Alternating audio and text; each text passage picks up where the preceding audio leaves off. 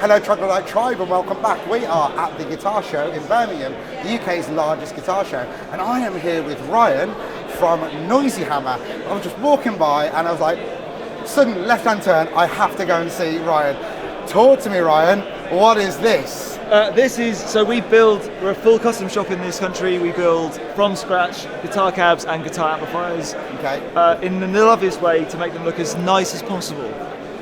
And why would people want a really pretty cabinet, Ryan? Let's go with everyone has the normal black Tolex, blah blah blah, insert name, and they're fine, they're okay. But the likelihood of you having that in your own home, in a displayed nice area, very minimal. So the way we do stuff is it's all nice hardwood, it looks lovely in your home, it looks nice to look at, it's also lovely to play through and sound good. That's kind of what we're aiming at, really.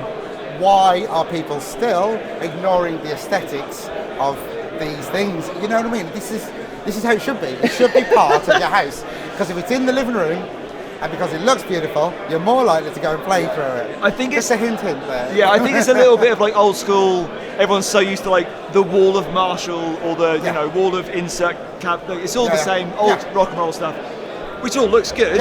But you aren't going to have that at home, and also you're not really going to have it in a studio. So our thing is like, make it look good and sound good, rather than just be a thing that disappears or is really ugly in your space. So now I am talking from somebody who's got a Marshall in the living room and an AC30, but you know, mine's particularly tatty, so it looks old. But it's got battle scars. That's good. It's the way it works. Battle scars. So, do you mind if we just walk through some of the things? Yeah, of course. Shall we start over here? Yes.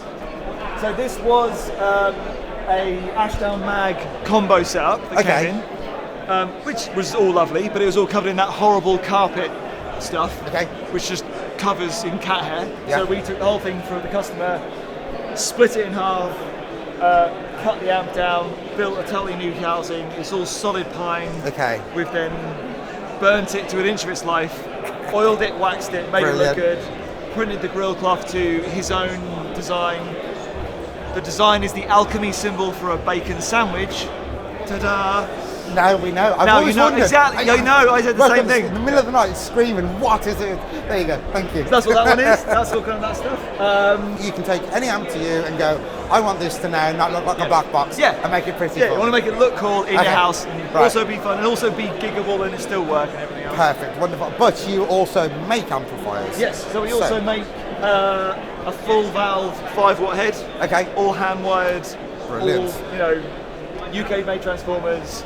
Full valve, make it in multiple ranges, and just simple, all solid walnut, all lovely. Comes with just a volume knob. Because everything else is on or off. On, off. There you go. We built these, but then obviously built cabs to match. It's a 212. Awesome. And talk to me about this.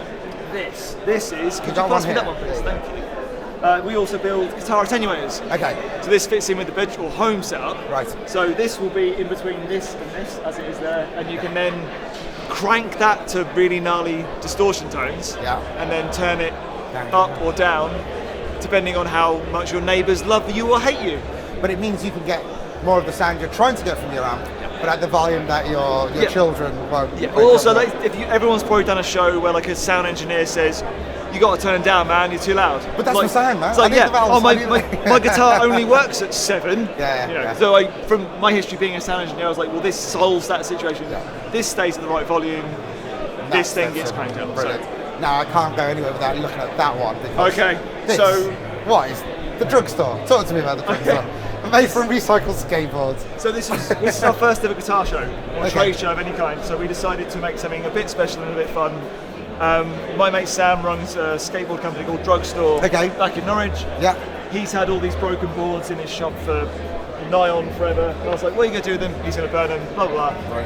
I will build a head and a cab out of it. So we took all the old skateboards, de-grip taped them, sanded them down, cut them down into strips. Love it. Re-glued it back into panels, dovetailed it back together again, turned it into a cab. I know particularly one of our camera operators right now might be drooling a little bit over that, but as he is the skateboarder, you know what I mean? Yeah, totally. And it's that thing of it, my main reason, like, it's the thing that no one realises, but on skateboards, when they're on the inside and they're all coloured from all the layers, and they're like, You never see it, but now you do because it's all colourful and beautiful. No, it's brilliant. And again, you can just see an example between a black box and something that just looks interesting. You know? See, we're using the black box as a table because it's that useful, whereas this is nice. So there you go. Dude, thank you so much for having a chat. Pleasure. It's like I said, a man after my own heart. Exactly. It should look nice as well. Thank you very much.